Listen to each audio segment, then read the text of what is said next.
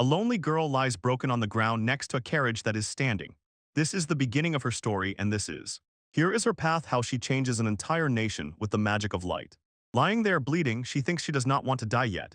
She knows she must somehow let someone know where she is. She raises her hand with her last strength and casts a light spell, but realizes that a tiny spark is not enough. She will have to put in much more for her to be noticed. Crossing the limits of her strength, she launches a huge signal flare and prays that someone nearby sees that she is right here and right then. A boy nearby caught the signal and loudly shouted to his group, "Start searching at the bottom of the cliff."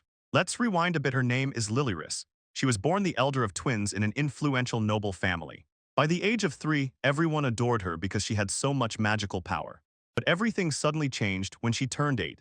Her parents completely turned against her as soon as they found out her magic was from the element of light. Lilyrus's parents shout that a failure like her should stay in the attic, let her work as a servant, and be treated like trash, while her younger sister at 15 gets engaged to the first prince, and a year later Lilyrus gets into a terrible accident on the way to the arranged wedding. But then everything suddenly shifts to a memory of a past life where she died completely alone. It's hard to accept, so she freezes for a moment, trying to understand what is happening. Waking up in bed, Lilyrus again recalls that last vision and tries to understand what it was feeling. Suddenly she was struck by an epiphany and her eyes opened wide. Finally it dawns on her. Those strange flashes were actually memories from her previous life, and looking around the luxurious room she found herself in, she wonders, where exactly is she? The darkness is so thick that nothing is visible, so she tries to summon her light magic, and the room lit up, and she is shocked. She really can cast spells and understands that she is truly alive.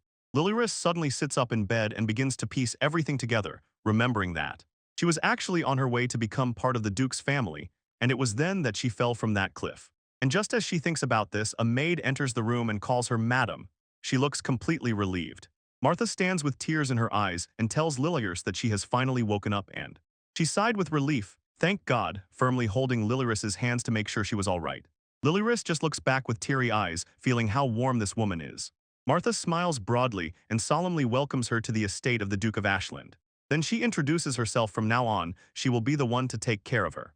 Lilyrus blossomed with joy, realizing this was her brand new home, but suddenly she freezes when Martha calls her Madam again. The girl is completely confused by her new title. Lilyrus looks a bit puzzled and asks who this Madam is at all, clearly not understanding. Martha explains that Master Alfred fell head over heels in love at first sight and did not wait immediately arrange the wedding. The maid smiles and says it's all because of Lilyrus's charm, but that doesn't help at all.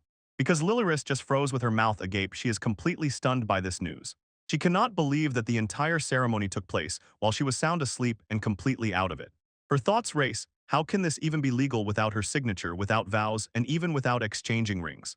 Suddenly she realizes the worst. Perhaps in unconsciousness she missed her first kiss, which, honestly, for her this is a real nightmare. She is just an ordinary girl who dreamed of her wedding day.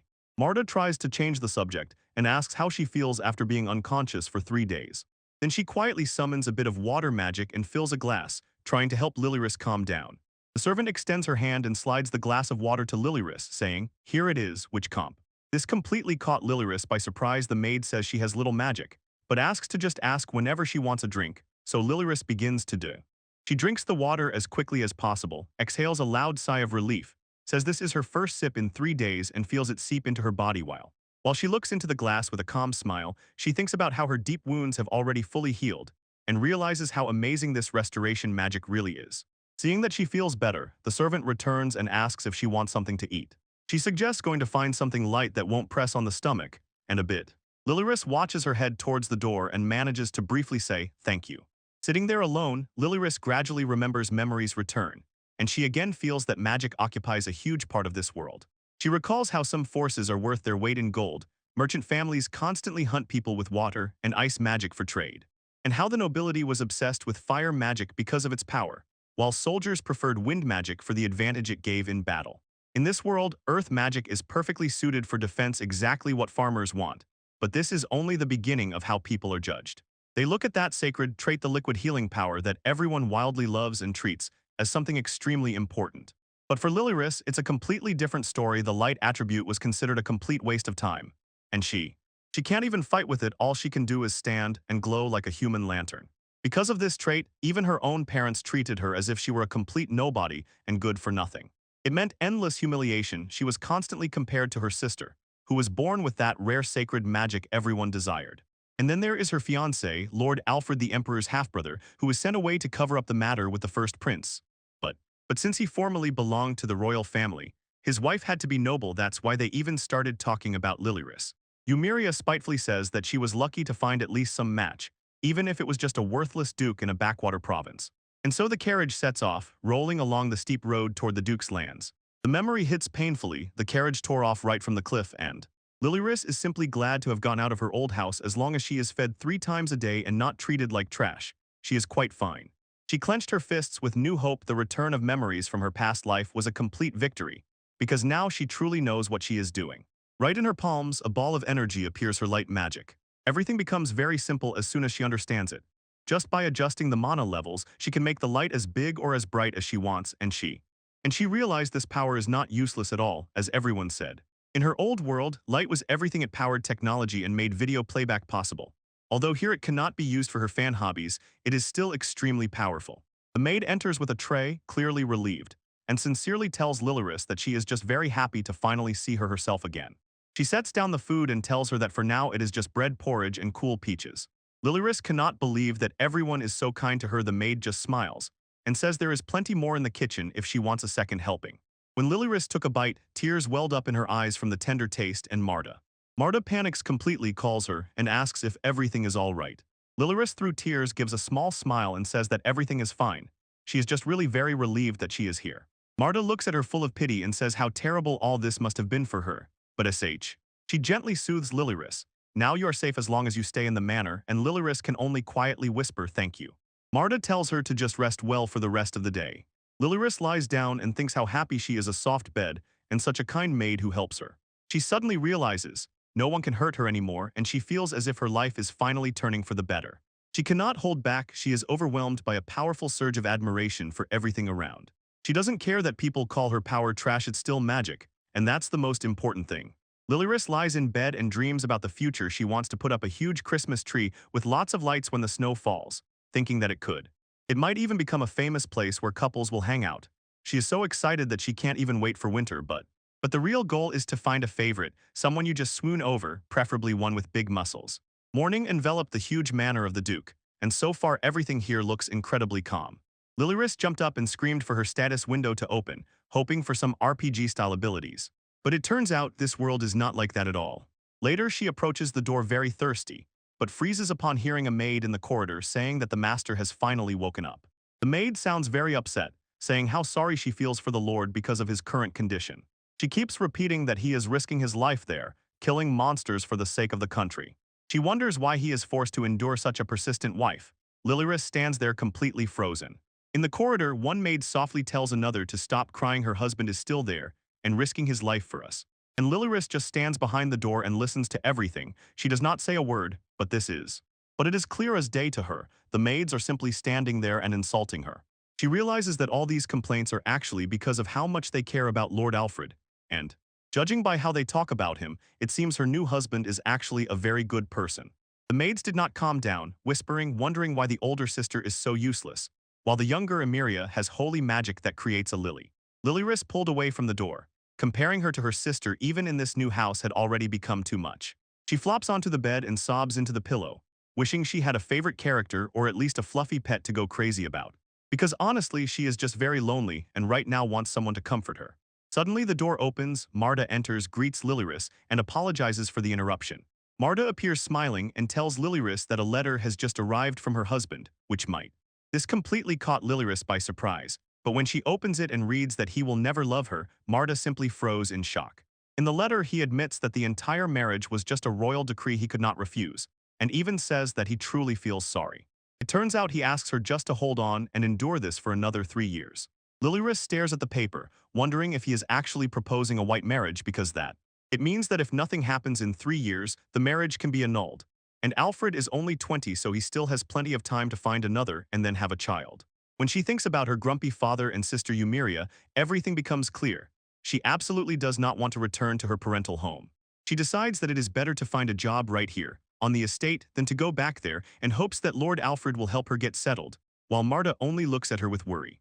Marta began to cry, saying that her husband could not possibly write something like this in the middle of a war, and Lilyless only looks confused and wonders if this letter is really from such a crazy situation. She begins to realize what all of this really means. Lilyrus starts to think that maybe this whole wedding plan is just his way of making the next 3 years pass faster, and suddenly it dawns on her that he is doing all of this just for her. She sees how sincerely the servants love him, and immediately decides that he is definitely a good person. Lilyrus looks at the letter and tells herself that even if no one loves her and never will, everything is for the better because she is just so happy that Lord Alfred cares so attentively about her situation. She lifts her gaze with a bright smile and calls Marta, having caught. The maid was about to explain. After 3 years of marriage where nothing happened, she and Alfred will simply get divorced. She is truly delighted and says that she will have 3 years of complete freedom in the estate to find a new way to live. Lilyless leans in with a wide smile and asks Marta to stop calling her madam and just say Lilyalis. But Marta looks completely broken, asking if she is really okay with a future that ends in divorce. Lilyrus passionately shouts that a woman's happiness is not only about getting married and she recalls her past life when she was just a lonely, unpopular otaku, but actually happy. The next day, Lilyrus suddenly tells Marta that she wants to go to the city immediately, and this completely caught the maid by surprise. She says she must start planning life after the divorce first of all, find a way to earn money independently. Marta just stands frozen stunned by how resilient this girl is despite everything. Lilyrus does not waste time and prepares to leave, but Marta worries and asks if she is really going out in that outfit after all. Those were Lord Alfred's clothes from childhood, and Lilyrus just says they are perfect for easy movement. Suddenly, a guy named Kai enters. He says he was supposed to guard Madame, but looking at Lilyrus, asks who this stranger is, and this leads to.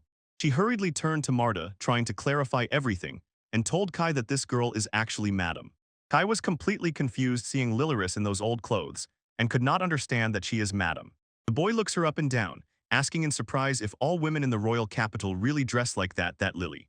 Lilyrus nods and jokingly tells him that this is actually the absolute peak of high fashion right now. Kai does not doubt her for a second, says he completely trusts her, and that the whole outfit looks incredibly cute. He starts to fanboy, imagining how cool the capital must be, while Lilyrus only thinks that the boy is too sincere and it might harm him almost like a puppy. She eventually admits that all this fashion show was just a lie, and the poor boy is left in complete shock. But he almost instantly recovers and tells her that it's better to get going so he can show her the city. Following him, Lilyrus realizes he is a very straightforward guy, almost a fluffy favorite of the group. Finally, they reach the place. Kai leads inside and announces that they are at the guild. Lilyrus steps over the threshold, but suddenly freezes. She is overwhelmed by a strange feeling that someone in the room is watching her. Lilyrus looks up at the guy from the guild. He immediately recognizes her and asks why she even showed up making. Everyone freezes for a moment. He just looks at her and she stands stunned that he knows who she is. The guy leans on the counter and asks if she is here just to complain, and this leaves her completely confused. But then he turns his gaze to Kai and demands to know what he was thinking bringing her to such a place. Watching them, Lilyrus begins to suspect that Kai is actually being interrogated, and at that very moment a crazy idea strikes her. She watches how they talk and can't help but wonder if they are really a couple. There is some kind of atmosphere between them. 2. This is too much. For her, this guy from the guild is a perfect example of a powerful, arrogant, handsome man, and although Kai is definitely that sweet puppy, she just loses her head over how wonderfully they suit each other and sh. She quietly giggles to herself, wondering is that guy just jealous of her, and will she be able to make both of them her favorites? While Kai is trying his best to talk to that guy, Lilyrus just stands aside and thinks that she probably looks like a lover caught in the middle. The guy behind the counter finally gives up, but he is still confused, tells her okay, but if she didn't come to complain, then he wants to know why she dressed like that. Because her whole outfit looked out of place. Lilyrus doesn't hesitate, and with a huge smile tells him that she actually came to register as an adventurer. But as soon as the words leave her mouth, the guy just bursts out, covers his face, and starts laughing uncontrollably, and Lilyrus stands completely puzzled, and then he doesn't stop until he is almost crying. He can't believe what he heard and asks if she is really serious because he sincerely thought that her outfit was some kind of joke or mockery of him, so he asks directly if she really dressed like that on purpose, and this makes her wrist begins to doubt everything. She herself wonders if her clothes are really that strange and doesn't understand at all what he means by saying as if she is teasing him. But then even the guy's tone suddenly changes completely. He looks at her and casually says that he actually really likes that look. And one comment throws Lilyrus into a complete spin. She panics inside, replays in her head what a cool move it was, and her heart starts pounding wildly when he reaches out and strokes her head. She realizes that she is exactly the girl who falls in love from head pats above all else. So she She must sharply come to her senses. She jumps back and shouts at him, "Wait," reminding him that she is married and should not get so close to other men. Lilyrus begins to explain that she is already married, but Red simply interrupts her, deciding he will not listen and says to her, "Don't pay attention because he." It turns out he is a guild master. He calls himself Red and offers to escort her to the registration desk, which she is quickly registered. The secretary reviews the papers and confirms that Lilyrus has an affinity for light magic. She awkwardly agrees, but other adventurers in the room immediately start whispering behind her back, saying that with light magic you can't be an adventurer, you won't find work, and Lilyrus hears every word. It hurts to hear her power called a trash affinity, just like others always did, so she needs to toughen up. She clenches the registration papers and tells herself she won't let a few mockeries break her. Then she notices something else written on the request forms. A tiny spark of hope runs through her chest. She sees that there is more than one option, although the pay is almost nothing. One of the guys says the reward is only 1 copper coin, and honestly, it's just a joke, so the receptionist tells Lilyrus directly, "Be smart, don't take a bunch of jobs at once because if her mana ever dries up and the light magic goes out in the middle of the work, the consequences will be serious." Lilyrus looks at the request and is a little nervous, thinking that such work might turn out to be too difficult, but she understands. This is actually what she is already used to every night in the family home. She has been doing exactly this since her parents were always demanding. They forced her not to extinguish a single light bulb in the mansion for a full 12 hours straight and even made her illuminate the entire yard. The thought of this makes her realize she is more than ready. A huge smile blooms on her face. She whispers to herself that she will definitely manage, and then she begins to feel very confident. The workload seems quite easy compared to what she is used to, and she even thinks about taking on all the requests at once. While she is reviewing the papers, she suddenly hears a rustle and notices 2 children hiding nearby. A little girl is curled up on the floor and sobbing. Today's work was cancelled. She is very hungry and has to go back to work again. This makes her brother act tough. He tells her that nothing can be done about it, but seeing them struggle like this completely breaks Lilyrus's heart. She doesn't even hesitate. She hands over the form and tells the workers that she wants to register for work right now, just for today.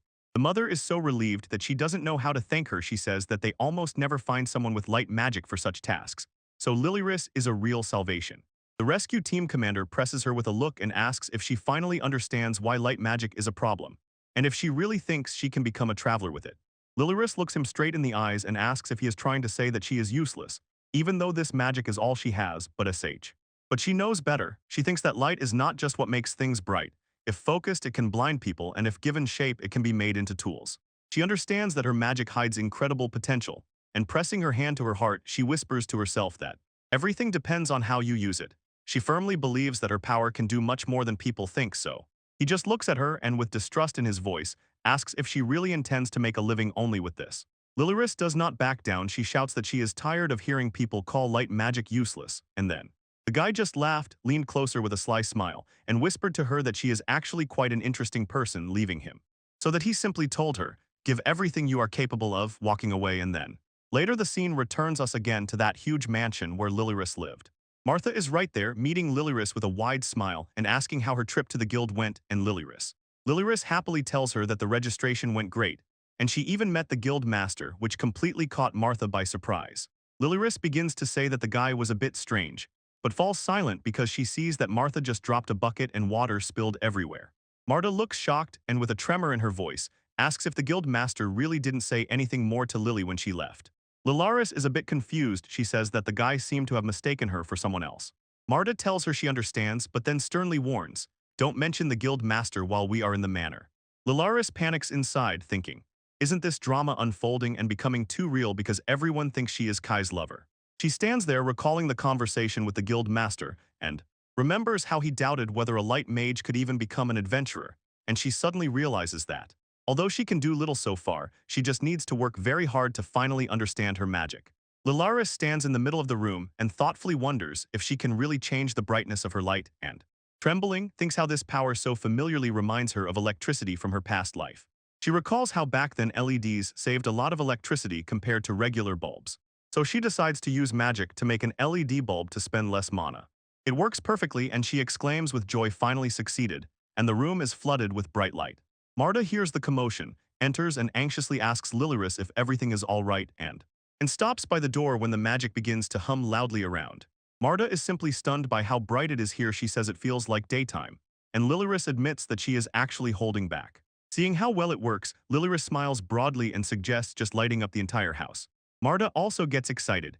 She says that finally she will be able to clean all those hard-to-reach corners, which was a real surprise for Lilyrus. Marta is simply stunned by this idea and asks if Lilyrus really means that they are going to light up the whole house, and magic spreads and the whole room begins to glow, while Lilyrus stands proudly looking at her work. But Marta still looks quite worried and asks her if it is safe to spend so much mana so quickly. Lilyrus gave a huge happy smile and said that she is fine, she just wants to make the work easier for everyone working here. She is enthusiastic and tells Marta that they need to keep this momentum to finish the rest. But Marta looks a bit stunned, and it reminds her that the estate is actually huge and takes up a lot of space. So she suggests calling her daughter Sarah for help. After all, the girl also possesses light magic. Lilyrus is literally glowing with excitement and asks Martha to bring her immediately, because they could even do magical research together.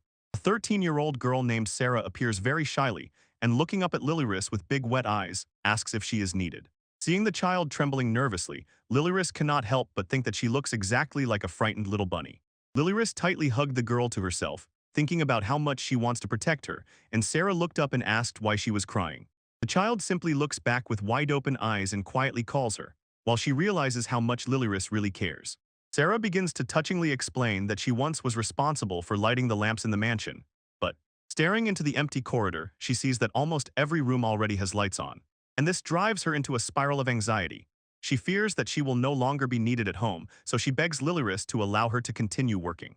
Lilyrus's eyes open wide. She instantly rejects that thought, telling her that this is not true at all, and she grabbed both of the girl's hands, squeezing them tightly, and whispered that actually everything is the opposite. She wants her to stay close forever. She says that she has long been looking for someone for light magic research and asks if Sarah will become her assistant. Sarah can hardly believe it. She asks again if she is really being given a job, stunned that someone wants her help even with her light magic. The girl burst into happy tears and immediately promised to dedicate her entire life to serving Lilyrus. Lilyrus smiles and says to the girl, "I don't need you for life, only for about 3 years." She explains that she is actually in a white marriage right now, and Sarah stands there, puzzled, not understanding what that even means. Looking at the huge estate, Lilyrus says she plans to leave this place and finally become free as soon as these 3 years pass. The child cried again, barely realizing that their time together already has an end, but Marta burst in with a broom to disperse the tense atmosphere, saying that it's time to clean, and this completely caught the girl by surprise. Marta pulls the girl along, leading her away so they can approach Lilyrus and tell her that it's time to return and finally truly rest. As they walk, Lilyrus feels a little sad by herself, really wanting to stay outside a bit longer to continue working on her research.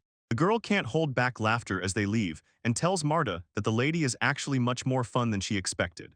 Down the corridor, another maid peeks around the corner, completely stunned, staring at the shining corridor. She stands frozen in shock, wondering if Madame really managed to light each of those lamps herself. The dark-haired boy and the other maid are simply frozen in shock. The man can't comprehend how much magical power Lilyrus actually hides. Outside, the entire estate shone like a beacon in the middle of the night, so brightly that no one there had ever seen anything like it. Meanwhile, in the Marquis' estate, where Lilyrus's parents live, people are also blinded by the bright light and wonder what is happening here. Lilyrus's father is going crazy in his study, pointing at huge stacks of documents and shouting how many more papers he still needs to finish. One of his servants lifts his eyes from the floor and explains the problem. At night, they can't do anything at all because it is too dark to see anything. The servant points out that it is actually his own fault. He then fired all the light mages just because Lilyrus was nearby. The father shouted at that man, "Shut up," because he does not want to hear the truth about his mistakes. He stands by the dark lamp and barks orders. Immediately post a job announcement to find and hire several new users of light magic. The scene returns to the night of rescue, where Alfred stands over Lilyrus's body near the wreckage and at that moment realizes he does not want to lose her. He looks at her face and admits to himself he does not know why, but the feeling overwhelmed him at the very first moment he saw her lying there. Alfred thinks that today he is just a problematic star of the poster, but the matter was deeper. He really was a prince, born of a royal concubine, constantly hunted until his brother took the throne and banished him here. He looks at his hand and wonders if a boy with such a past could. He can really be the one who will make Lilyrus happy, standing over her unconscious body. Let's move to a bright city morning. Lilyrus has already woken up and greets Marta. She is glowing with joy and tells everyone that today she is returning to the guild again, and she asks Marta to prepare a gold coin from her budget, and Marta immediately says she will take care of it. Kai is next to her, all excited and ready to immediately start researching light magic. They approach and Lilyrus exclaims, opening the door to go inside, but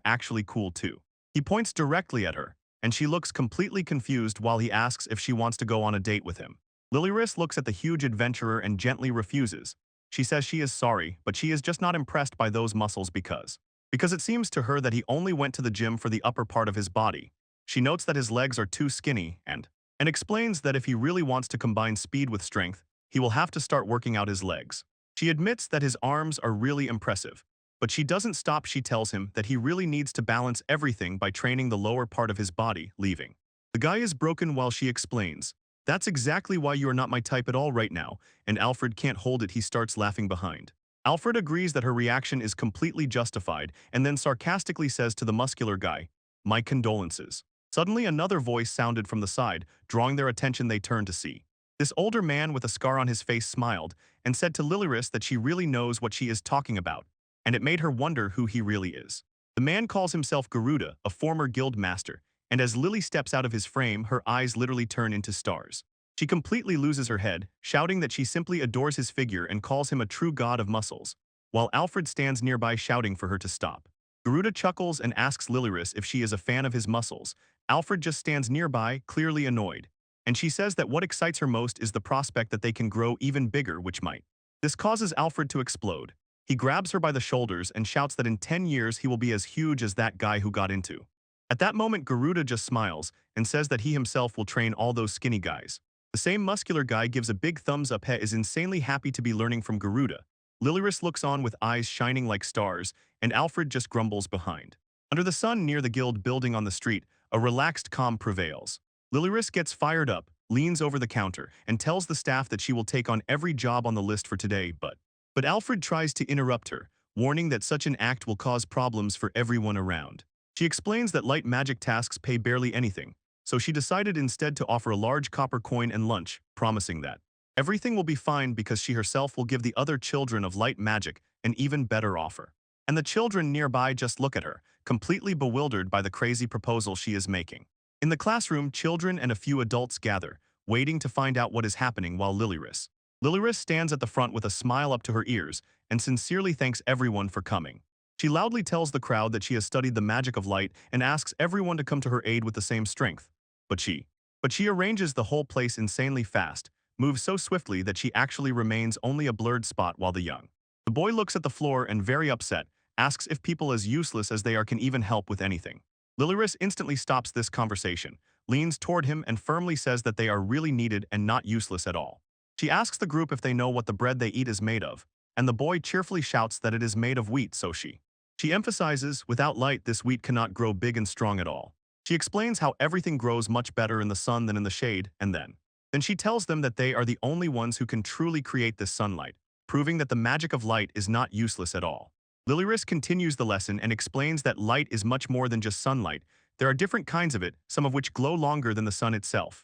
So, one of the boys raised his head, not believing, and asked if it was really so. Lilyris just confidently nodded and confirmed that it was, but she is not just talking about it, she is actually showing them. She stretches out her hand and creates a glowing ball, calling the spell Lid, while the little girl nearby is completely stunned and excitedly says what a bright thing it is. Lilyris just laughs a little, clearly pleased that she can show off what she can do, and then the boy notices another wonder. This new light consumes much less mana than the sunlight spell, and the girl is simply shocked. Lilyris lights up, tells them that there are many ways to create bright light with almost no energy expenditure, and that they still have so much to learn.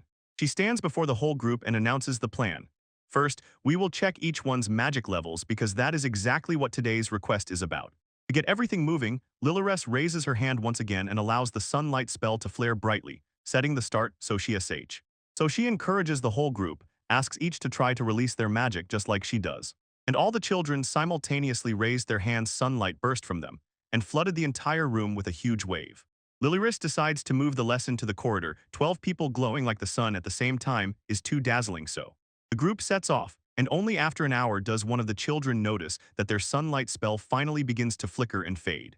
The light eventually flickered and went out, and at that moment the spell completely dissolved. Liliress is truly impressed, telling the children that maintaining the solar light spell for a whole hour is a real achievement. She tells them that with such talent, they could even find a job doing lighting for local shops. The boys look at her with huge eyes and ask if she is really serious and really wants them to get a job. Liliress promises him that it is true, explaining that if they manage to hold on for at least an hour under the sun, then as soon as they switch to her LED method, it will be easy for them to keep the light on all day. The children just can't believe it. Another hour flew by. The children tirelessly practiced their new magical skills, and then one boy, in complete shock, looks at his hands. His magical light is still brightly burning even after all this time. One of the boys is in complete shock, saying he can't believe it. He held the solar light spell for a full 4 hours, and the girl next to him is just as thrilled, noticing her. Her mana has clearly grown since she started.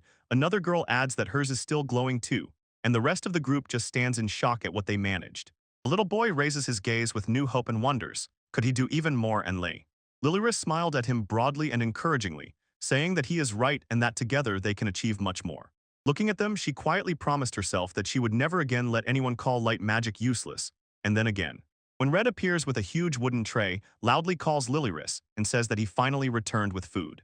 He lays out the treats and informs everyone that each person gets 2 skewers of meat and 4 loaves of bread, and the children just go crazy. They look at the festive table with huge eyes as if they just won the lottery. One little girl with wide-open eyes stands in front of the table full of food and asks if she can take some home. She says she really wants to share with her sisters, and Liliress smiles, replying that of course she can. Liliress tells the children, on the way home be sure to collect your money for the reward from the guild, and she smiles and says she is counting on them tomorrow, so the children happily leave, cheerfully calling her teacher, Lil. Liliress rushes to the guild counter with papers in her hands to settle everything. When what?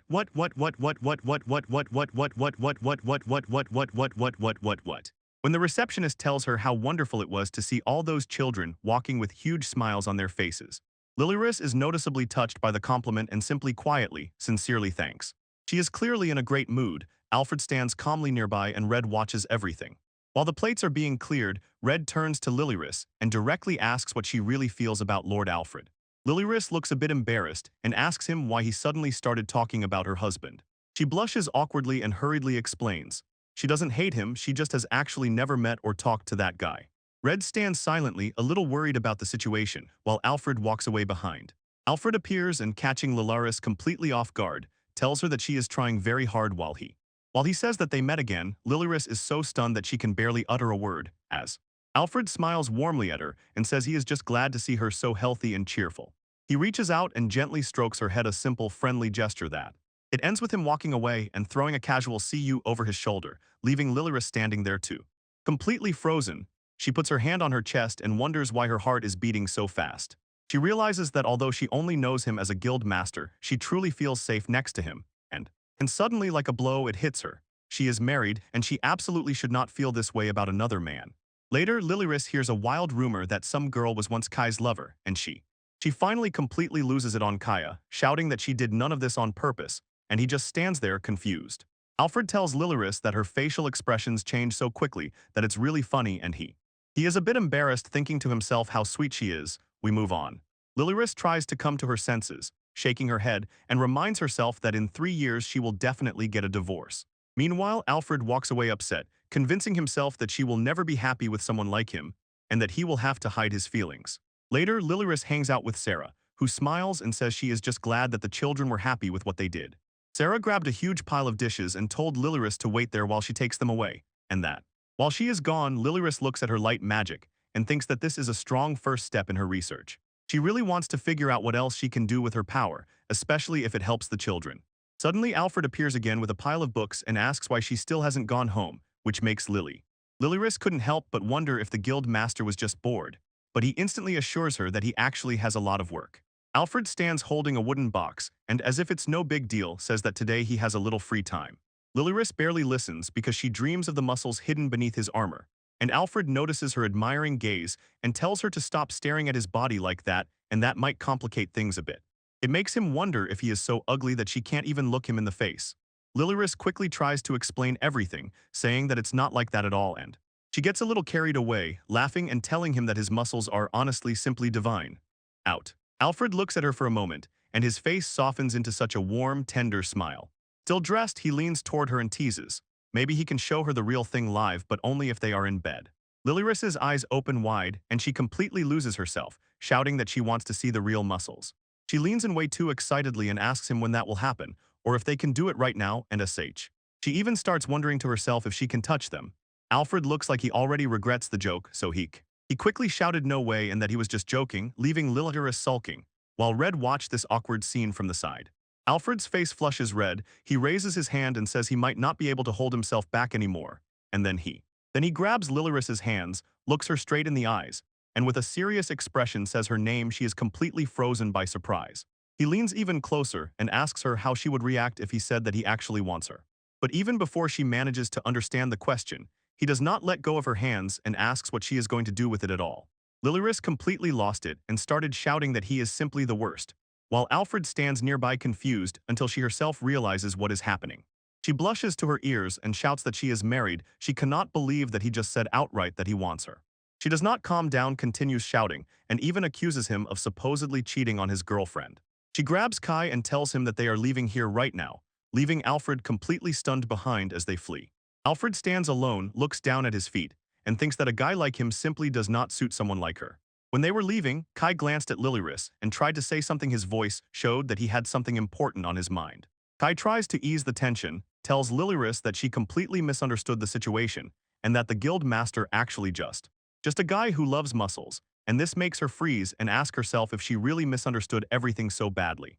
While Kai reminded her of how Alfred said he wanted her, she suddenly realized that maybe he just wanted to warn her not to get distracted by that muscular guy from the guild who was hitting on her, leaving her feeling like a complete fool because she misunderstood everything. She understands that she must return and apologize, but approaching the gates she freezes because something crazy begins to happen, and she cannot help but scream in surprise when the entire estate begins to shine right before them. She and Kai remain standing completely stunned, until they hear someone rushing and calling Lilyrus from the other end of the yard. And it turns out it's Sarah, all smiles and exclamations, greeting them both on their return home. Kai looked up at the glowing spheres and asked if it was really light magic, and Sarah happily told her older brother that he was right. She explains that the magic she summoned that very morning has since been hovering throughout the entire estate. Kai was simply amazed that Sarah did it herself, and enthusiastically tells her how incredible she is. So Sarah just smiled, her cheeks flushed with a blush. She agreed, but then she turns to Lilyrus, gives her all the credit, and sincerely thanks her again and again for the help. The scene returns to that morning when everything was just beginning, and Lilyrus begins to persistently ask Sarah about how exactly her power works and how much light magic she can actually use, which leads to. Did Sarah explain that she can make a pair of solar spheres last for 3 hours and 30 lunar ones for 5? Lilyrus looks completely puzzled and asks what she even means by moonlight. She realizes that she is a bit behind on the basics. In her old home, there were no other light mages who could teach her. Lilyrus asks Sarah to summon some magic for her, and the young girl instantly agrees. So Sarah creates magic and calls the moonlight. Small soft balls of light rise into the air. Lilyrus looks at the glow with a wide smile and says it's like moonlight right here in the room. But then Then she asks Sarah what other kinds of light she can create. Sarah looks completely embarrassed and asks if there is even anything else. And when Sarah says she doesn't know other types, Lilyrus understands the girl just needs a little push. So she asks Sarah to try to imagine something else, for example, the warm light flowing from the fireplace. Sarah tries and she manages to create the glow of flames. Lilyrus is simply amazed at how quickly she did it. Sarah is thrilled she did it, and Lilyrus keeps saying how incredible she is for learning a new trick so fast. The magic spreads with a soft orange light resembling flames, but it doesn't burn on touch, forming small. When Lilyrus realized that Sarah could change the properties of light, she was thrilled they could do much more together. Lilyrus, wildly excited and with a broad smile, asks Sarah, can she use LEDs to shout her name because Sarah decides to try and shouting LED, tries to cast a spell but nothing happens. But nothing happened, they just stood there, confused and not understanding at all what it was. Finally, Sarah decided to speak, "What exactly is lead?" and apologized for being out of the loop. Lilyris had a complete "oh," she realized that in this world, of course, there is no such modern technology. She explains a little excitedly that the name actually means light-emitting diode, which this only confuses Sarah more, so Lilyris tries to explain. It's like supplying electricity to things from glowing creatures, which makes Sarah ask if it's just like with fireflies. Lilyris doesn't really know how to answer. She says it's not quite right, but probably close enough. She gets a little nervous, trying to find better words for the child and to show her what she means, she cups her palms between them. A bright, steady light begins to shine. Sarah dares and light shines in her palms. She asks if she is doing everything right, and Lilyris is so happy that she exclaims, "That's exactly how it should look." And Lee. When Lilyris pondered the technical side, how much mana really costs, and how to compare it with sun magic, she suddenly saw all the data was already with her. Because, looking once again at the research results, it turned out that the magic consumption in these new LEDs is actually incredibly low, only 1/150th of what ordinary sun magic consumes. So SSSSSS. Sarah did not waste time and immediately began installing LEDs throughout the estate. And one of the maids noticed her at work and gratefully thanked her for the help. Sarah explains that the light will not disappear by itself, so the staff can take their time and clean as much as needed. The maids smile and tell her how much it helps them.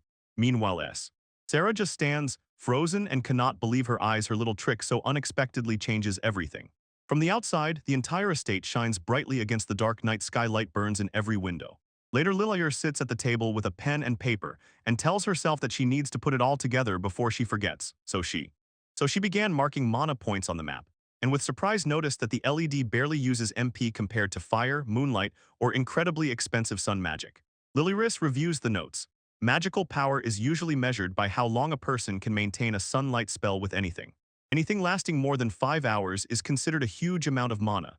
She sits at the table and racks her brain on how to make it work for the benefit of her land. She looks at a small plant in a pot on the windowsill, and suddenly an idea comes to her. She begins to think about how, even with those new LED bulbs she crafted, the plants still have to grow properly. And that means if they keep the light on for a long time, then they could probably grow vegetables even in the middle of winter. And that's not all, because she thinks that flowers blooming out of season would probably also sell for a lot of money. She imagines no. These noble ladies, overwhelmed just by the thought of fresh flowers in winter, were so obsessed that they would probably try to immediately buy entire wagons and beg to have more brought to them. Lilyrist pictures Red and Kai shout with joy, imagining how much money they will make on this plan. In reality, she got excited thinking that nobles love such things, and this would be the perfect step forward. Lilyrist gets excited while writing, imagining that rare things always sell for crazy money.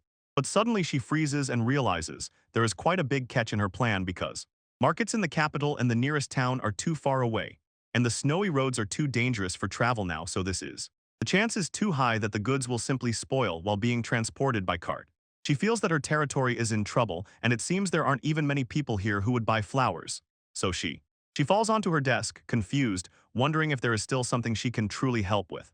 She managed to cheer herself up and decided to just move forward, doing what she can, one small step at a time. Looking into the fireplace flames, she suddenly realizes, if only the imagination runs wild, anyone can create the most diverse light magic. She thinks about her solar and lunar spells, almost certain that there must be a bunch of other ways she can use her power to turn the life of this land for the better. Lilyrist presses her notebook to herself and smiles. She is truly looking forward to what will come next. But the scene returns again to her parents' house, showcasing their luxurious mansion. Her mother, a Martian, loses patience, getting ready, sharply barking at the servants. "Are you still not finished?" One of them tries to explain that the lighting is bad here. Supposedly, the hands just get lost in the shadows while he works. The servant apologizes, his magic has run out, but the Martian woman loudly yells at them to stop because she is in a hurry. Lilyrist remembers how the spotlight turned to her only when her younger sister Emiria got engaged to the heir to the throne. And in the mansion, her mother hurries, thinking she must get to the place as soon as possible. When she appears, someone notices her strange makeup. She hides behind a fan and begins to sweat.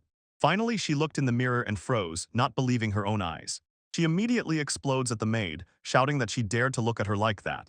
In the mansion, the maid trembles, telling the Martian that she did not change anything with the makeup. The butler tries to intervene while she cries, but the butler only says that the room was dark, and she simply confused the colors. Just then the Marquis enters and sees his wife's face. This drives him mad. He bursts out shouting that if the house is too dark, they should just hire someone with light magic. The Martianist picks up the shout, and meanwhile Lilyrist in the new house notices that it is already getting a bit dark in the room. But she is not bothered. She happily goes to turn on the light. She cheerfully exclaims that they are still holding on, and this is completely different from the old servants in the mansion, who stand around looking as if they have completely lost the will to live. Finally, one of the servants says what everyone is thinking. Lilyrys was simply incredible. She handled all of this so skillfully. The Martianist just looks at her reflection. She realizes that their entire perfect way of life was only possible thanks to Lilyrys's magic. She can hardly comprehend that the daughter she hated was the one who held everything together, and the next morning begins with a real disaster. Lilyrys suddenly realizes she completely overslept and frantically runs around the house while Sarah watches her. She shouts that she has to finish the order for light magic this morning, panics completely, and begs Sarah to help her make it in time. Sarah does not even hesitate and immediately tells Lilyrys that she will do everything necessary. She is genuinely happy just to help her sister. Lilyrys is still broken, crying and thanking Sarah for lending a shoulder, and she simply smiles. It is clear that she is happy to help her sister. Kai appears with food and says that all the details about the requests have already been recorded. Lilyrys asks him to tell the kitchen that she wants the same lunch as yesterday. Then she suddenly hurriedly grabs a notebook and starts scribbling, saying that they should decide everything through LED lights and just keep them on a little while. Sarah goes out through the door, shouting that she has already started on it. Lilyrys waves her hand and calls out that she is counting on her. Let her do everything. As soon as Sarah leaves, Lilyrys panics and says that she also needs to leave soon, but Marta is standing right here, holding her clothes and telling her, "You are not going anywhere until you finish your breakfast." Marta is still smiling, explaining that Lilyrys must wait until her guard Kai returns. So she looks at her in such a way that it is immediately clear she is really serious. She needs to eat before she leaves. Lilyrys simply gives up and says, "All right," because she knows she has no chance of winning an argument with Marta, and here she is at the huge dining table, quickly swallowing soup to finally start her day. Lilyrys begins to panic. She thinks that as soon as she returns to the guild, she must apologize to Red, because she knows she was wrong, and her heart tightens at the memory of how she slapped him out of complete misunderstanding. It gets even worse when she remembers. She clearly sees how she told him straight to his face that she hated him, and she pressed her palm to her face and wondered if it was a huge mistake to shove something like that to someone as important as the guildmaster. She imagines people whispering behind her back, saying that those who have light magic are good for nothing, and she is gripped by horror that such rumors will start to spread. But suddenly she came to her senses and decided, since she had already started the matter, she would fix everything. She looks at Marta with a firm, serious expression and says that she will take charge of the kitchen herself. Marta was completely confused and asked if the food did not suit her taste. Thighs caught Lilyrys by surprise. Marta says a little sadly that she does not know how to cook exquisite capital dishes, but Lilyrys instantly replies it's not about that at all. Lilyrys tries to explain that she just wanted to show her gratitude, but Marta is still puzzled and asks whom exactly she wants to thank. Marta was simply stunned when she realized that Lilyrys wanted to do something for the guild master. She froze in shock, and she is delighted with this idea and tells Lilyrys that Alfred will definitely be happy when he hears. But Lilyrys has to make sure once again if she is really talking about Lord Alfred. She catches herself thinking that if she skillfully plays this gift, it can really help improve the Duke's relations with the guild, and this leads to. She repeats to herself that a sincere apology is the most important. Marta does not hesitate and immediately leads her to the next room while Lilyrys panics. Loki, she fears that if she angers the master, he might kick her out even before her 3 years are up. They enter the kitchen, and Lilyrys beams with a smile, thanking the cooks for those incredible dishes they have been preparing lately. She notices that the cooks have all gathered by the window. It is warm and bright there, but she starts to worry that the ingredients might spoil in the sun. Suddenly, it becomes clear to her that they probably have no choice. It is too dark to safely cut anything elsewhere. So she points with her finger and says, "LED," and suddenly tiny glowing dots light up right where she needs them. The cooks freeze, just staring at the summoned glowing magical Lilyrys, the lily that appeared at the moment when While the servants whisper behind, embarrassed. Rumors called her a villain, but she is simply using magic to help them. The head chef, a guy named Cook, steps forward and introduces himself, telling Lilyrys that he is ready to help with anything she needs. He asks if she plans to make some dessert as a gift, but immediately says that there is practically no sugar in the kitchen. Since sugar is insanely expensive, Lilyrys starts to rack her brain. What would really make the guild master happy? She remembers how Red insanely adores sweets. Seeing the stern guild master lose his head over a bowl of fruit with cream Lilyrys has a side that strangely seems cute to her, but then she realizes that plan has a serious problem. She starts to panic because all that sugar will just make Red's muscles soft and saggy, which it ignites her fire. She clenches her fists and firmly decides to turn those muscles into something legendary. She recalls the former mistress, Lady Garuda, and decides to help make Red's physique even more impressive than hers. Lilyrys begins running through the basics of nutrition in her head, thinking that protein is the absolute key to muscle building, and remembers that if you eat nutritious food well, muscles will recover after training and become even stronger. She looks a bit upset and asks if that means there is no beef or pork in the kitchen, but the cook says that cows and pigs can't withstand the winter weather outside, so for now they only have chicken and eggs. That's just perfect because eggs and chicken are some of the best sources of protein, and Lilyrys was insanely happy, so she decided to try. She asks the chef if she can take a bunch of eggs to boil, and he gladly helps, handing her a whole batch. The pot bubbles as she counts, 30 eggs for the guild children and 3 more just for Red. While the eggs sizzle, she grabs a loaf of bread and starts slicing it, but she notices that the bread is quite hard, so she decides to toast the pieces to make them pleasantly crispy. When the main ingredients are ready, Lilyrys's eyes light up with determination. She knows exactly what the final touch should be. Mayonnaise. Lilyrys focuses and explains, if you want real muscles for fighting monsters, you need a lot of protein and healthy fats. So she decides to just make some mayonnaise herself to finish the job. She immediately gets to work in the kitchen, and it is clear that she is having a lot of fun. It's very simple. She takes an egg yolk, a bit of vinegar, and a pinch of salt, then slowly starts whisking, gradually adding oil in. In just a moment, she is holding a bowl of ready mayonnaise, while the cook stands there looking bewildered. Then she mashes all those boiled eggs, adds a bunch of fresh mayonnaise, and sprinkles a little salt for taste. She doesn't slow down and says that next tear all that boiled chicken into small pieces. The cook is shocked, wondering if nobles really spend time like this in the kitchen, but he can't help but notice how incredibly fast and confident her hands move while she works enthusiastically. Finally, Lilyrys joyfully exclaims that everything is ready, and on the table stand 2 huge, perfect sandwiches stuffed with filling. Lilyrys happily shows her finished creation, explaining, one is a chicken sandwich with salad and herbal salt, and the other is generously stuffed with her fresh mayonnaise and boiled eggs. The cook bit off a big piece and immediately thought it was incredible. Even though there was so much oil, it was so tasty that he couldn't stop eating.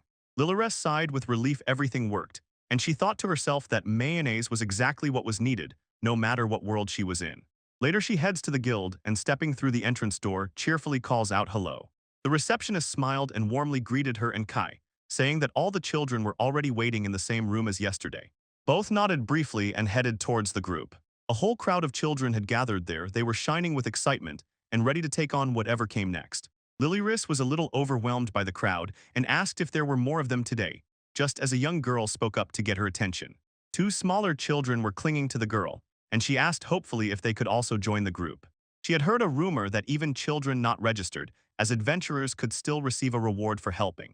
Lilyrys smiled broadly at the girl and gladly said that of course they could join, adding that it was fine if the children knew how to use light magic. She immediately suggested everyone sit down and have lunch.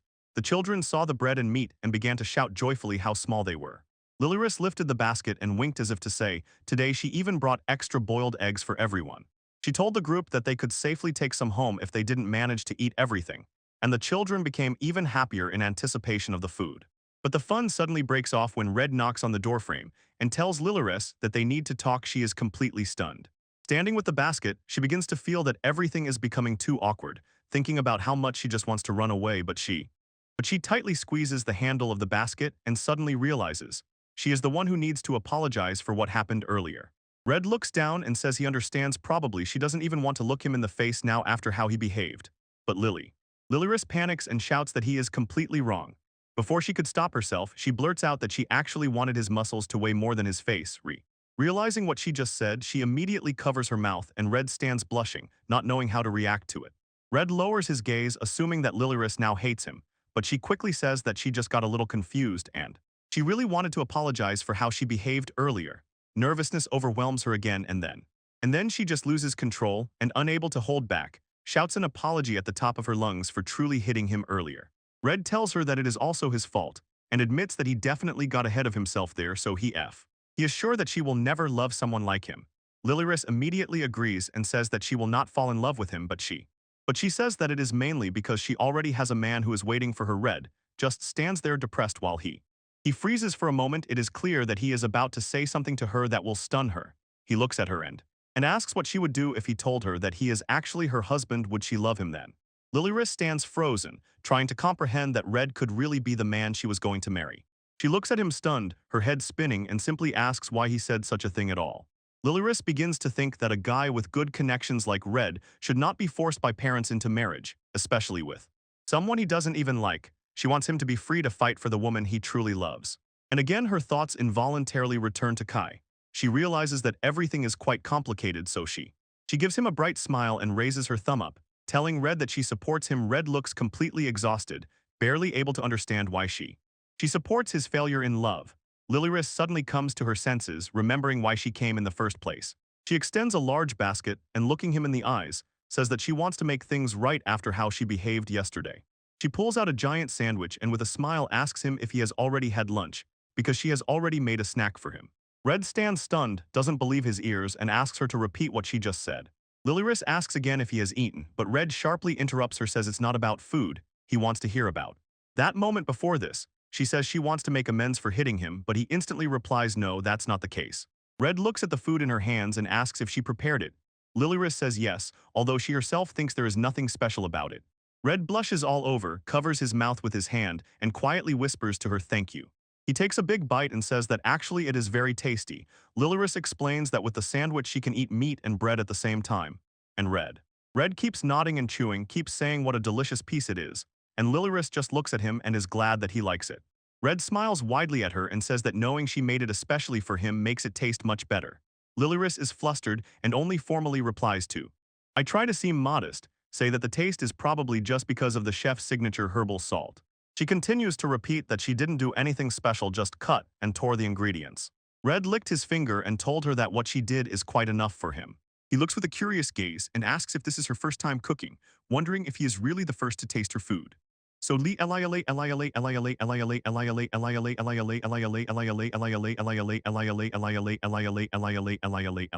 So Lilyrus sharply cut him off. No way, and in fact she mostly cooks quite a lot herself. Lilyrus suddenly realized and pointed out that technically the first person to try those sandwiches was.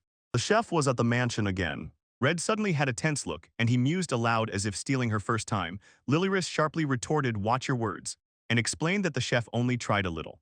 She looks away, smiling shyly, and admits that he really is the first person who ever sat down and ate a whole dish she prepared. She quickly hands over another sandwich and says he must also try the egg one, while Red just sits confused by the fact that he is her first.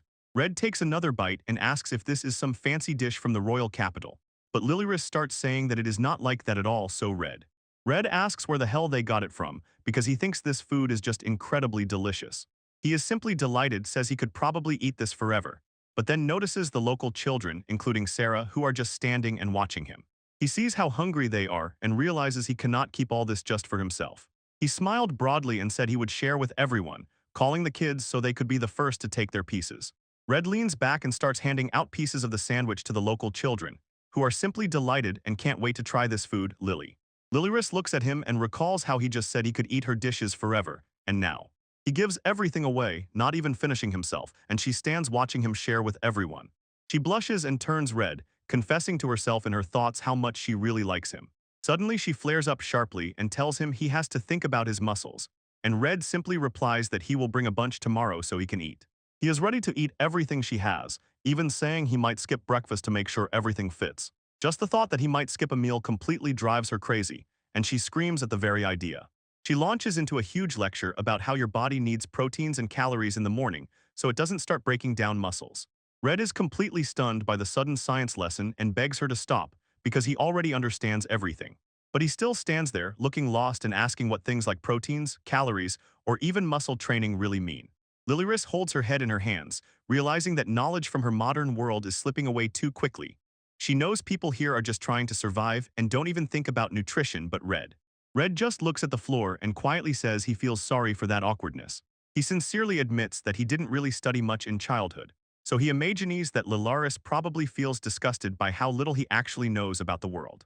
But Lilyrus immediately starts to panic and tells him that this is not true at all. She shouts that education has nothing to do with it, and the only reason she knows all these random things is her obsession with muscles and how His red eyes looked up at her, and he apologized again for just babbling about his strange theories and ideas. He blushed and gave her a warm smile, saying that he really likes this side of her and she shouldn't be ashamed of it. Continuing, he reaches out to her and says that he appreciates how carefully she thinks everything through and how much she wants to help everyone with her knowledge. He looks her straight in the eyes and says that he loves every part of her personality. He left Alice completely frozen. He came up and directly said that he loves her just the way she is. Red looks her straight in the eyes and says that he loves her and it's just This is immediately interrupted because all the children at the table jump up and loudly shout that they love her too. One of the little girls hugs her tightly and says that they all love their older sister Alice, leaving her. She is completely confused, and Red just leans back and looks at her with a warm smile. Alice finally comes to her senses and says that going hunting for monsters without eating is simply an invitation to trouble. And sh. And she asks aloud, is every adventure in the world really so reckless? Red just shrugs and says that it's roughly like that, so Alice quickly raises her thumb up and suggests starting to sell boiled eggs right at the guild to make sure everyone really eats.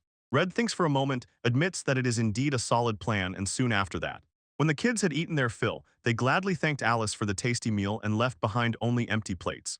The children all beam with smiles, and someone boasts that they made the sandwiches special. Alice just laughed and said she is glad for their happiness and counts on their help with new experiments today. She is already leaving with the children, but Red calls her. Wait. He looks a bit skeptical and says that people saw her yesterday just standing in the corridor for 5 hours, so he asks if she even did any experiments at all. Alice defends herself a little and says that she definitely did, explaining that she was busy figuring out the different abilities of each one, which leads. This prompts Martha to intervene. Notes that usually during registration they conduct a skills test. Alice and Martha laughed, and Alice explained that users of light magic had never had anything like this, so it really helped her a lot. A look of pity flashed across Red's face. He apologized, saying he hadn't guessed that it had probably been so hard for her to find a job until now. But Alice just sincerely smiled and said not to worry, she is already setting strict rules for futurely. She leaves Red standing there, quietly whispering her name and walking away. Red rubs his face and thinks about how Lilyrus always takes the lead to fix everything she decides no matter what and never looks irritated. It really calms him down, so he looks her straight in the eyes and says he wants her to be by his side forever. Lilyrus's face flushed with a bright blush when she repeated them to him, wondering what he meant. She asks him what that is supposed to mean, and Red explains that Martha said Alice is literally a savior to her. But Alice has a look as if she just understood something huge. She clenches her fist and asks if he means that he will give her a job in the guild as soon as she gets divorced, and if that is exactly why he wants to see her nearby. Red completely loses it and shouts that she is getting divorced. That very word throws him into total panic. Alice realizes that she just got herself into big trouble. She accidentally blurted out her secret plan for life after the breakup. She tries to appear calm, shouts that everything is wonderful with her husband, but will still take the job into account, and it turns out. Red stands there and simply repeats her words, looking as if he no longer understands what is happening. Lilyrus looks at Red and asks if he is just having some strange delusion, and Red stands hiding his face from complete shame. She realizes that he won't say a word. She doesn't even know what her own husband looks like. But Red somehow pulls himself together and tells her that he is counting on her for what will happen next. Changing the subject, Red suggests, for the experiment it might be worth using the basement storage. Lilyrus sounds a bit interested in the basement, so Red smiled and explained that this is an official request from a larger guild, so he adds 1 copper coin to each person involved. Words about extra money and dollar signs instantly lit up in Lilyrus's eyes. The children looked at this with complete admiration. Red adds that he also wants to use the experiment's light to check the inventory. He leads them down, points to the door, and tells everyone that the place is further inside. Lilyrus and the children follow him down the stairs while Finally, they step into the room and Lilyrus can't hold back. She exclaims in surprise how huge it is. She decides to leave one of the wires turned on, and Sarah just looks at her like a heroine and excitedly says how incredible she is, because she managed to light up as many as 7 bright lights at once. Red says that this glow is actually not from the sun, and Lilyrus is stunned. She can't believe how it can be so bright here without any sunlight. She suddenly realizes that she never explained to them what an LED is, but Sarah just stands there, fascinated by how cool this light shines. Lilyrus is busy with the group when Sarah quietly calls her by name to get her attention, causing. The girl beams with pride and happily says she completed today's request, asks what's next on the list, and Lilyrus just smiles back at her tea. She pauses for a moment to introduce Sarah to the other children. Lilyrus proudly called her best student. Sarah stands completely stunned by the compliment, so Lilyrus does not let the momentum fade and tells her to take the initiative. Asks Sarah to show everyone right now how to start a fire. The title of best student really lifted Sarah, and in the best way. She even got fired up and promised to do her best. Kai steps forward and asks his older brother to watch how he makes fire. He manages to summon a tiny flame on his palm and asks if he's doing it right, though maybe not quite. This makes Lilyrus realize that Kai actually has a fire attribute. She leans closer to get a better look at his work until suddenly it got too hot, and she screamed because she accidentally burned herself. Red completely loses his head and shouts that her hand needs urgent treatment. But Lilyrus tries to appear calm, says she'll just pour water on her hand to cool it a bit, and asks him to watch the children. She stands holding a glass of water when someone new appears. The boy says he heard about the accident, and Lilyrus Freeze somehow knows this voice. Lilyrus completely loses her head over the figure of Garuda, calls him the god of Muslesh, is clearly her favorite person to admire for hours, and sh. She really thinks his physique is so divine that she is about to faint right here. But then, suddenly Red runs up, covers her eyes, and says that she is not allowed to swoon from other people's muscles, only from his. Lilyrus starts to panic and shouts at him, "What are you even doing?" Red just pouts and Garuda laughs at all this. Garuda offers to help with what they are working on, urges the rest of the guys to move, but everyone panics completely. When they see the flame, they shout for someone to run for water before the place burns down. Before Sarah smiles and tells them to relax, explaining that it is just a special kind of light, not a real fire. Garuda reaches out and realizes that she is right, the flame is not hot at all. He is simply amazed at how cool this magic is. When all these big guys squeezed into the tight space, Garuda notices that it is getting very cramped there, because of which Lily. She tried to squeeze through the group, politely asking everyone to step back for a moment and let her pass. Sarah looks up at the glowing lights and says that they are so beautiful, like a celebration, while she greets Lilyrus, Lilyrus also notices the floating lights and says that Alfred is probably there, but she did not expect this at all and shouted his name. Lilyrus frantically searches for him everywhere and asks where he is, and Red just tells Sarah that she is imagining things. Sarah blushes and, confused, agrees that she probably imagined something, then notes that everyone has already learned to take it lightly. Lilyrus smiles and says to her, "You must be a natural teacher." She adds that all involved are doing incredible work. Lilyrus firmly grabs Sarah's hands, gives her all the credit, and asks her to continue helping from now on. Hearing those kind words, tears well up in Sarah's eyes, and she blossoms with happiness. Garuda shows off and asks, "So you taught the children?" Sarah proudly replies, "Yes." Sarah smiles and tells everyone that as Alice's best student she worked very hard, and this really catches Garuda's attention when he laughs, strokes Red's head, and says that Alice is a completely different level if she taught this child. Sarah gets jealous. She sees how Red is constantly being petted on the head and starts complaining, "Why is he being petted and not me?" Lilyrus panics, exclaims, and insists that she is definitely not Red's wife. Moving on, someone points to a tiny flame and asks Alice how long this light should burn. Lilyrus holds up two flames, compares them, and says, "If the small one is 1, then the big one is 9. She waved her hand a little and made it clear that it was just a guess, she hadn't done a real test yet. But she believes that for a flame of that size, she needs maybe only half the magic that would go into sunlight. Red and Garuda completely lose their heads and shout in shock that she can create something so huge with so little power. Lilyrus just nods and tells them that with that amount of energy, the light will last all day. One of the boys lifts his head, mouth open in surprise, and asks if that is even possible. Garuda freezes, looking at the magic. It is brighter than the moon and lasts much longer than the sun. He notices it looks like fire magic, so he turns to John and says to him, "Try." John looks a little nervous but prepares to try. John focuses and casts his firelight spell, watching intently as a small flame flickers in his hand. Lilyrus looks at him and suddenly understands what is happening just at that moment. John shouts that he has been a light attribute all along. She wonders to herself if he trained all those muscles just so people wouldn't call him useless. She feels a little sorry that she thinks that. She thinks she might have been rude earlier. Meanwhile, John ignites and promises to use his muscles and light magic to create a world where hardworking people like her can thrive. He says the spell again, and this time a powerful burst of flame and light erupts from his palm, catching everyone by surprise. Garuda asks if he can make it even bigger, and suddenly the whole place fills with flickering lights. John really starts showing off. Garuda worries about the mana and checks if it holds up in this commotion, while John just shows off and says he's completely fine. Garuda glanced at the group with a grin from ear to ear and said the plans had changed. Lilyrus rejoiced and exclaimed when Garuda told John they needed to head to another place to truly test this light magic. Redpix picks up Lilyrus and carries her away, and she asks in surprise, "Why don't you just do the experiment right here?" Garuda yells at Red, "Stop flirting with my wife and get moving so we can start." Poor Sarah stands there sobbing because she really wanted to go with Mr. Muscular, but Finally, the group reaches the forest where real monsters appear, and Garuda tells John to shoot his light magic again. John shouts a firelight spell and unleashes it on the wolf monster. It whines as the magic hits. Garuda and Red warn him anxiously that he's being deceived, and that he shouldn't judge by appearances alone because the monster is already trying to escape. Garuda barked for John to block its path. John acts instantly. A pillar of light emerges right in front of the wolf to prevent it from fleeing.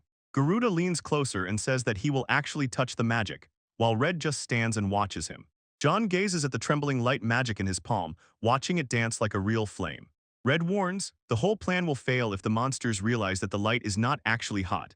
And although it seems like the wolf is burning, John understands that this trick will make the fight very simple. Garuda tells the guys that the experiment needs to move forward, and Damon is fully on board. The group heads to a large warehouse filled with shelves and old supplies. Sarah looks up at everyone and asks, "What do we do now, Lily?" Lilyrus approaches the group, casts a sharp look, and asks if everyone still has enough magical power to keep going.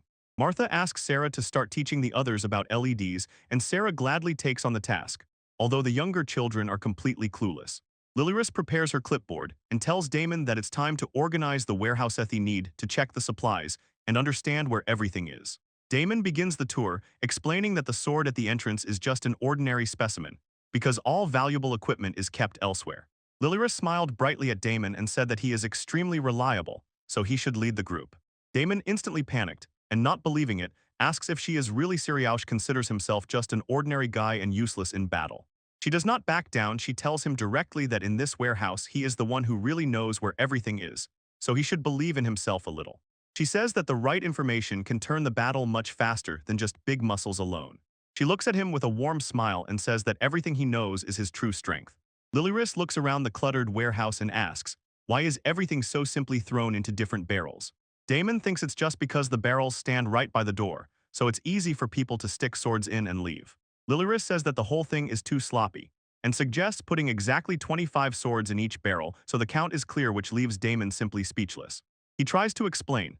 It's not just laziness there in the far corner, it's so dark that as soon as you step away from the entrance, you can't see anything. And at that moment, the same expression appeared on Lilyrus's face, as if she finally understood exactly how to fix the problem.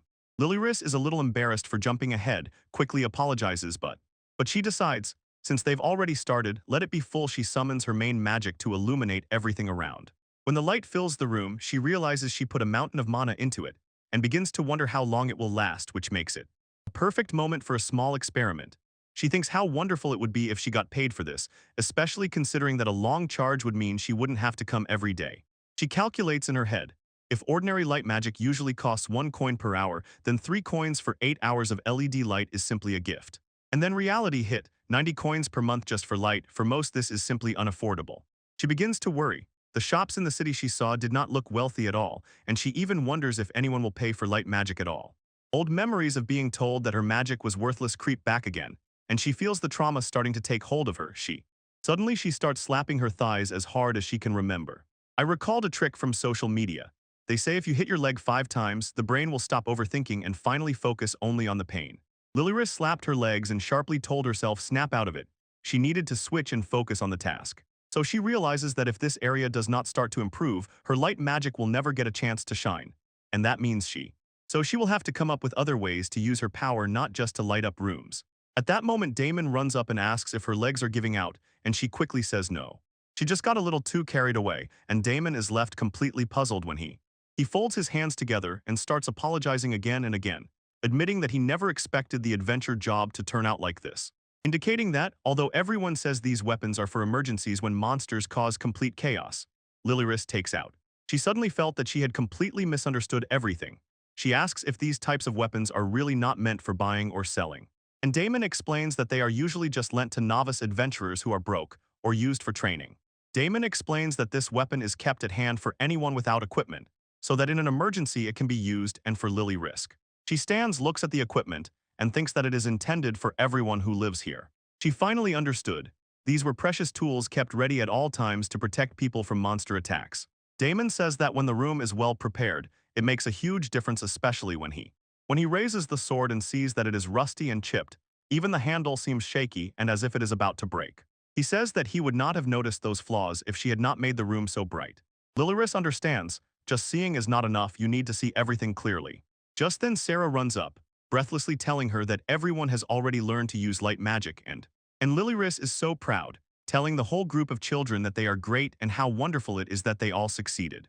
She tells them that the next lesson is to learn how to stop magic, and asks them to simply imagine the light slowly fading. Lilyrus laughed and told the whole group that they were all doing wonderfully. She winks and tells them that since they tried so hard, she has a reward for them. One of the girls notices a tiny glow and asks if it's just a small light, but Lilyrus stands in the middle of the room and begins to summon new little lights one after another. The children went wild when they saw that the lights formed a huge smiley face right above their heads.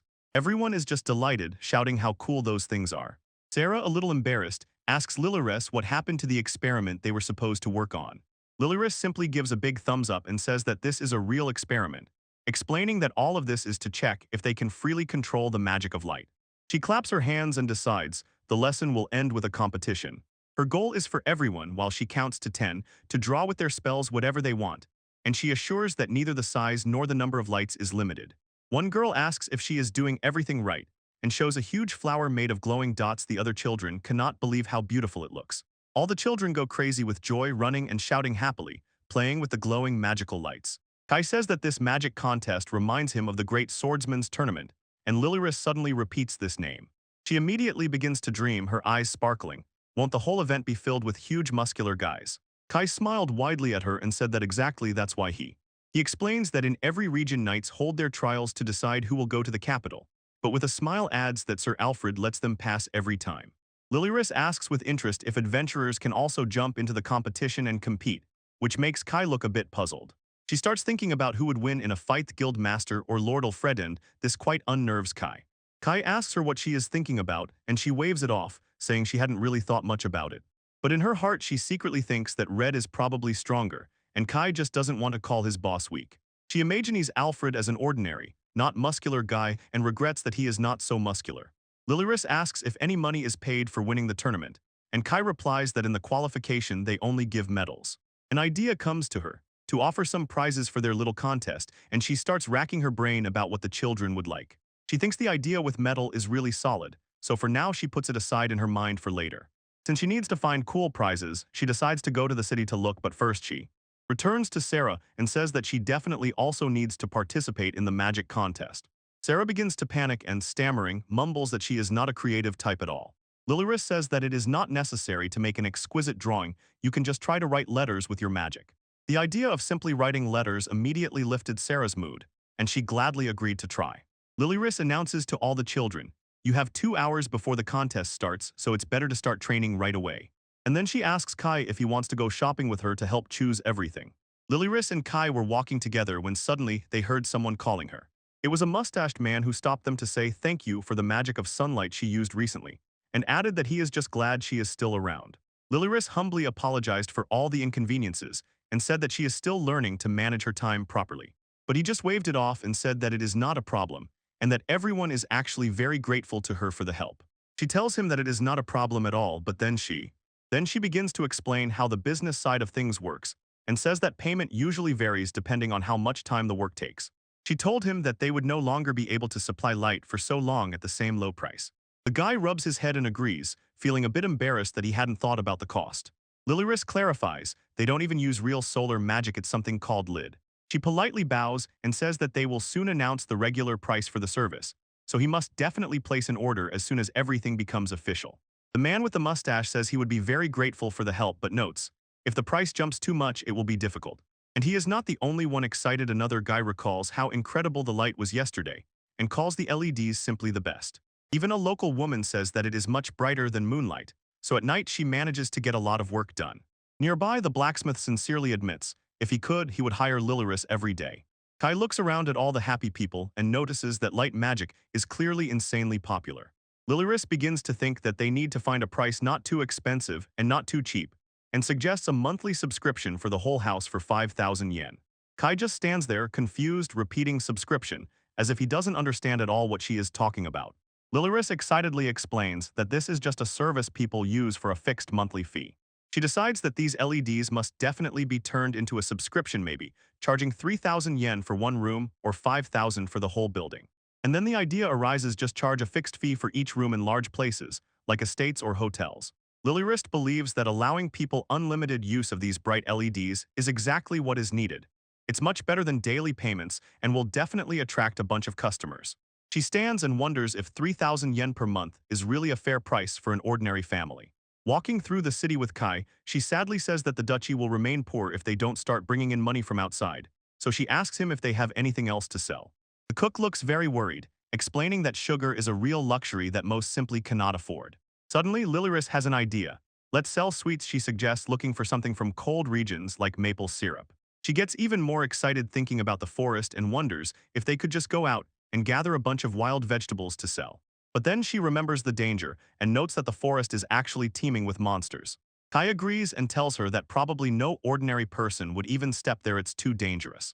Just the thought of monsters squeezes anyone's heart, especially when huge wolves lurk in the shadows of the trees. Moreover, she understands. The winters here are so fierce and snowy that growing ordinary crops is simply impossible.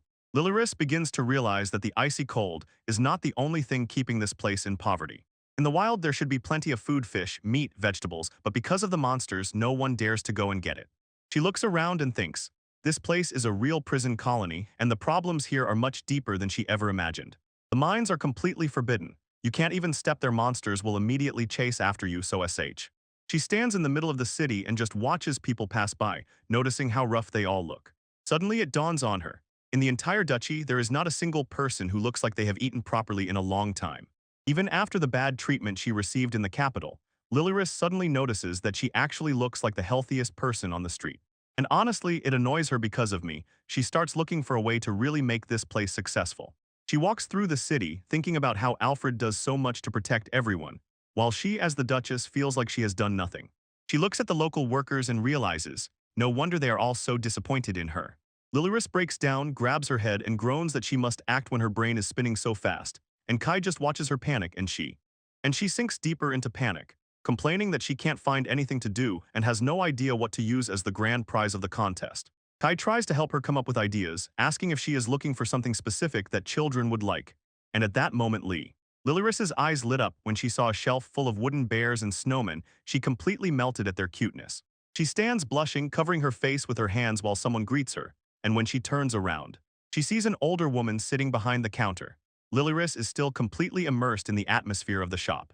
She kept excitedly talking about how cute the carvings were, and the old shopkeeper chuckled a little. The woman explains that she actually just gives those carvings to everyone who buys something in the shop. Apparently, her husband carves them out of boredom during long winters, but no one buys them. Lilaris can't believe her ears. She leans toward a wooden bird and asks how something so beautifully made cannot sell at all. It turns out the shop owner's husband just makes them on the side while they are snowed in during winter, and they would so much like all these carved items to be useful somehow, because Lilaris leaned closer and thought that people might like this just as collectors like to display character figurines. Although she knows this is mostly a hobby for those who have money, she can't get rid of the thought. What a wasted loss it is to see such incredible craftsmanship go to waste. Glancing at the small figurines, she suddenly realized. Famous knights in the capital cost a fortune, while the wooden ones are only a few copper coins and might even catch the eye of a noble. Lilaris looked over the counter and suggested trying their luck in the royal capital. This idea caught the old woman by surprise, and she immediately demanded more details. Lilaris simply lays everything out directly and asks why they wouldn't go and sell them somewhere else if they are not planning to move here. While they continued the conversation, Lilaris noticed something else on the counter and enthusiastically told the saleswoman that her embroidery was also incredibly beautiful. She leans in to get a better look at the floral pattern and asks what it is supposed to depict, and the lady replies that it is actually going to be a wedding veil.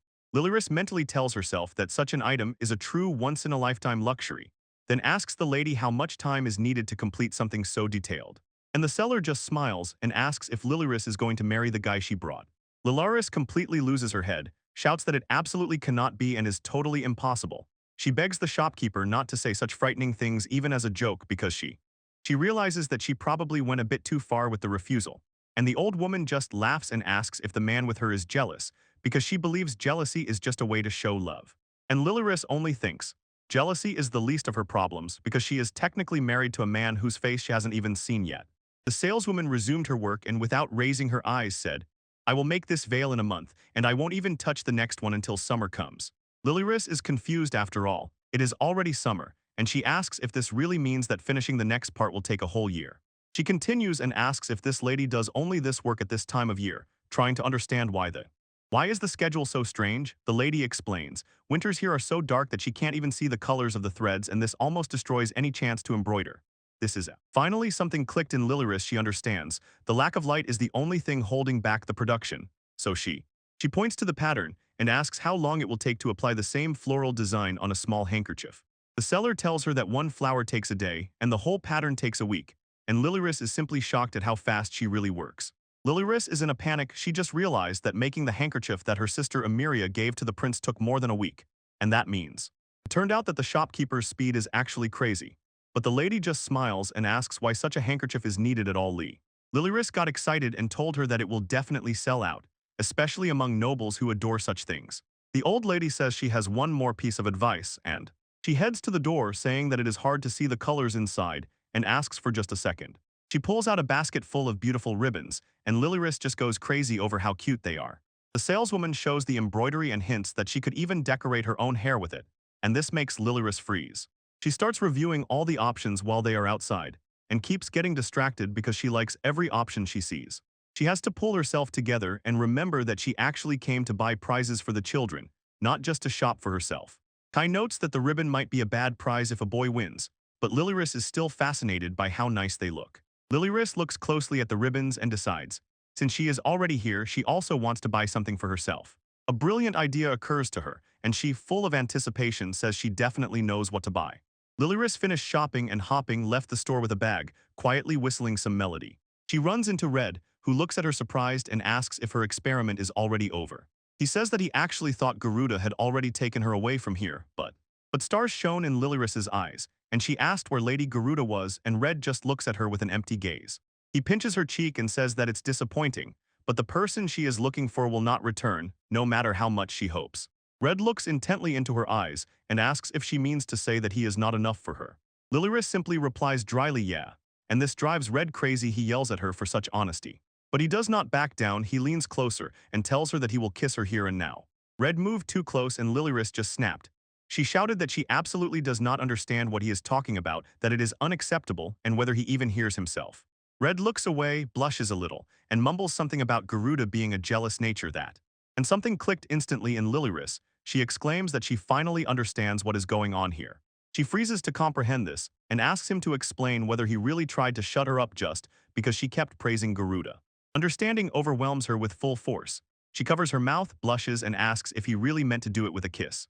She quickly tells him that if he needs to make her shut up, she would much prefer that he just used his hands. Red tries to intervene and stop her right there, but she does not stop, shouting that she will never allow that and will only be silent if he asks her politely. Lilyrist pushes him away to step back a little, but in doing so, accidentally reveals that she actually really likes his muscles too. She puts her hand on her heart and whispers to him, "Be careful, I almost fell in love there, but I am married and cannot allow it." Red decides to just drop the whole matter and play it cool. He casually asks her where she has been hanging out all this time. Lilyrist beams with excitement and tells Red that she is organizing a light magic contest. She even went out specifically to find a prize for the winner, and proudly shows her handmade prize, telling how she asked someone to combine a simple ribbon with a carved wooden stand. She notes there is no pin here, so it is only for display. Supposedly, pins were too expensive and she couldn't attach one to the wood. Red lifts the award and tells her it doesn't matter even if it is just a decoration on the shelf. It is an honor he will cherish all his life. He gently strokes her head and says that such an honor stays with a person, but Lily risks. Harris completely loses his head, shouts at him stop, because the head stroking makes her heart beat wildly. Red starts to walk away and jokes that he will personally deliver the award, while the guildmaster Lilyrist just stands stunned, finally remembering his real job. She admits that for a moment she completely forgot who he was, and Red's just shook his head. Red smiles and reminds her what she forgets: she is his wife. Lilyrist panics. She asks why he mentions this now and shouts back that this is not true at all, trying to keep herself together while her face turns bright red. Red just looks over his shoulder with such a self-satisfied smile, as if asking if she really feels that way, while he tells her to just forget about it and return to the others. Lilyrist walks behind him, completely scared and she rushes after him, shouting why he still wears that silly smile on his face. Red becomes a bit more serious for a moment, looks aside and starts saying something else. Vi. He points out how bright everything is here, and says that in such light she can really use the entire basement and Lilyrist simply agrees with him, and Red adds that good lighting is actually very important for what they do. He turns to her and asks how many hours a person with great potential can really keep solar magic active. Lilyrist pauses for a second, realizes he is right, and begins to compare magic to how an LED works. She says it needs to be checked to be sure, but at such brightness it will definitely last all day. Then she adds, if someone is really skilled, they can even maintain this glow for a whole month. Red is completely stunned and asks if it is even possible for solar light magic to last a whole month. While he relentlessly asks how this can even work, Lilyrist suddenly realizes she hasn't even told him the secret of her magic yet. She raises a glowing orb and tells him that it is actually not sunlight, but LED light. So she explains that it is long-lasting, dazzling light that barely steals her mana to keep glowing. Red freezes, staring at that glow. It is clearly neither moonlight nor starlight, and he wonders if she has discovered some fourth kind of light. Lilaris says that he is completely right, and immediately suggests launching a subscription for it, but Red just looks at her as if she is speaking a foreign language, asks what a subscription even is, and at that moment someone calls her. Sarah appears with a huge smile, gladly greets them and tells Lilaris that everyone has already packed their things and is ready to set off. Lilaris quickly thanks her and says that he will come now to join them. The guys nearby are already with boxes and swords. They ask what is happening, and if the big move is finally starting. Red pauses for a moment and thinks, then his face brightens. He says he has finally come up with a plan. He suggests everyone take a short break from cleaning the warehouse and instead go watch the light magic contest. The guys nearby look quite surprised and ask if he really intends to participate in the light magic competition. Red says that with a real audience it is much more interesting, so he plans to present the prize as soon as the crowd gathers. Lilaris is sincerely touched by how much he helps, gives Red a huge smile, and thanks him for everything. Then Red gathers all the children and asks if they are ready to start. He energetically explains. The rule is simple: to draw a picture with light magic until the count reaches 100, while Lilaris meanwhile watches to see if everyone agrees. The children are delighted. They shout and cheerfully raise their thumbs up while Lilaris gets ready before the performance. She takes the initiative and shouts loudly for the contest to finally begin. The countdown starts from 1. The girl releases small sparks, and at 2 Sarah and the other children focus their magic into bright flashes of light. At the count of 3, one of the children concentrates intensely, spreading his arms, and bright sparks of light magic begin to dance around him. The place caught the boys completely by surprise. The dark-haired leader does not believe that the boy can really move light at will, and Damon says that even a fireball is hard to aim precisely at the right spot. They keep talking about how hard it is to make them all the same size or at least change them, especially when there are so many at once. John just sits on the floor, stunned by what he sees. The leader rubs his chin and says that such control is not achieved, just like that long and serious training is needed. Lilaris notices their reactions and says that everyone looks quite surprised by what is happening. She explains that usually magic cannot be tamed so freely without a lot of practice. The children continue working, focused on creating their small light figures in the air, and she sincerely rejoices at how everything is going and tells herself that this contest has become a great practice for everyone's light magic. When time ran out, she joyfully shouted and loudly announced that the contest was over. John and the leader looked at the final results and could not hide their admiration. They say everything looks incredible. The warehouse is filled with shining light magic. Hearts, swords, and even little bunnies float in the air, and everyone agrees this scene is truly magical. The travelers could not believe their eyes looking at that magic. The girl said she didn't even know that light magic could do such things, and the boy thought it looked like a real precious gem. Everyone is in such a joyful mood that one of the men lifts a child into his arms, cheerfully encouraging and telling everyone that they are simply great. Looking at the children and adults celebrating together, Lilaris feels warmth in her soul and quietly thinks about how kind all the people here are. She turns to Red and says, it's time for him to get to work, and praise the children even more generously for what they have done. Red just stared at the display and insists that this is truly incredible. He asks Alice if this contest was her idea, and she answers yes. He looks at her with full respect, admits that he would never have thought of such a thing himself, and says that her idea definitely deserves a medal. Lilaris quiets down a bit, recalling her past life, the one where she grew up and saw how truly beautiful light can be. So she realizes, in this world, people usually consider light magic almost useless, so it is quite natural that he didn't even think to use it for art. Suddenly, Alfred leans too close to her face, puts his hand on her head, and quietly says thank you. The movement catches her by surprise. She blushes and asks him to stop, and he only teases, asking if her heart is pounding. Red steps forward and tells the whole group that they did a great job on the contest. He doesn't stop showering compliments, telling the children that he is genuinely amazed at how they managed to pull off something so incredible. Alice is still a bit confused in the background, but the children and Martha are simply glowing, so happy and proud to be recognized like this. Red raises a finger and tells them that since this is a real contest, he will announce the winner of the official Guild Master's prize. One of the children looks puzzled and asks, what exactly is the Guild Master Award? So Red lays everything out clearly and with a smile explains, it's simple, they give prizes for the coolest things they have done.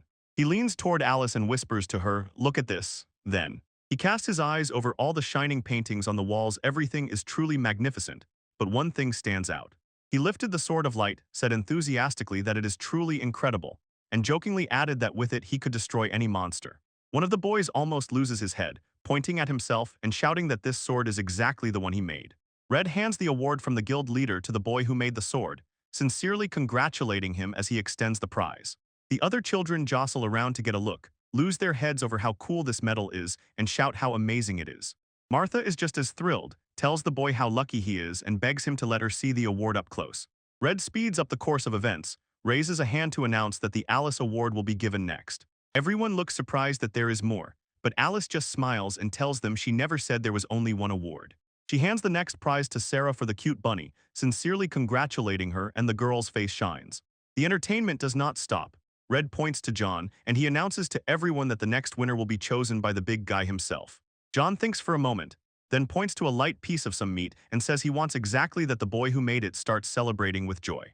Watching the prizes being handed out, Red leans toward Alice and asks if she really has enough medals for everyone.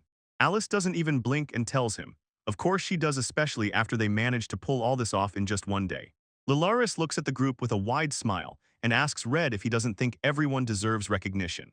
Red pauses for a second, something clicks in his head, and he admits that she is completely right about that, and he says that it seems they are running out of awards, so he will go upstairs to call more people. Lularis watches him leave and says that is very considerate of him, while the rest of the guild still sit, looking at the art, like this traveler who just can't get enough of the drawing of a constellation.